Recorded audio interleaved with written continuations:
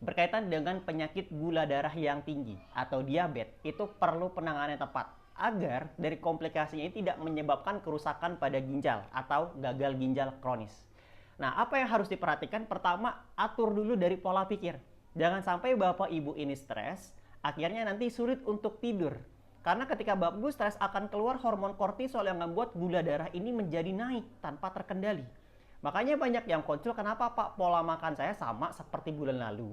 Bulan lalu gula darah sewaktunya itu 100, tapi bulan ini terjadi lonjakan sampai 300. Oke, ini efeknya kalau Bapak Ibu tidak mengendalikan dari pola pikir. Yang kedua, pola makan. Bukan hanya tahu sekadar, oh ini nggak boleh pantangan karena indeks glikemiknya tinggi. Itu nggak cukup Bapak Ibu. Tapi pahami juga kapan boleh makan, kapan nggak boleh makan. Ya, jam makannya harus teratur. Kalau makan pagi biasa jam 7, seterusnya jam 7. Ya, makan pagi, snack pagi di jam 10, makan siang di jam 12, snack sore di jam 3, dan juga makan malam di jam 7. Itu harus teratur.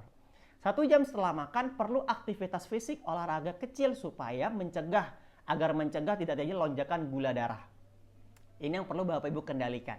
Dan cek HbA1c dari pemeriksaan gula darah sewaktu, gula darah 2 jam PP, gula darah puasa, itu lebih akurat Bapak Ibu cek yang namanya HbA1c. Karena inilah menjadi lebih akurat karena dia dilihatnya 3 bulan terakhir ke belakangan. Kalau hasilnya 5,6 ke bawah normal. 5,7 sampai 6,4 dia prediabetes. Di atas 6,5 inilah yang perlu Bapak Ibu kendalikan karena memang sudah masuk fase diabetes. Oke, untuk mengendalikan itu jelas tadi langkah-langkahnya. Pola makan diatur, pola pikir, olahraga di luar itu 1 jam 30 menit cukup. Ya kalau mau lebih silakan sesuaikan dengan kemampuannya masing-masing, tapi jangan terlalu berlebihan. Dan juga tidur. Lalu terakhir dibantu sama nutrisi. Nah, bagaimana kalau misalkan dari ciri-ciri dari gula tadi mengarah ke ginjal? Ada 2 Bapak Ibu. Yang pertama, ciri-cirinya ketika mulai merasakan lemas, pucat, gampang pingsan. Penyebab ya karena kadar Hb-nya ini berkurang. Ya, sini sudah memasuki fase stadium 3 ginjal.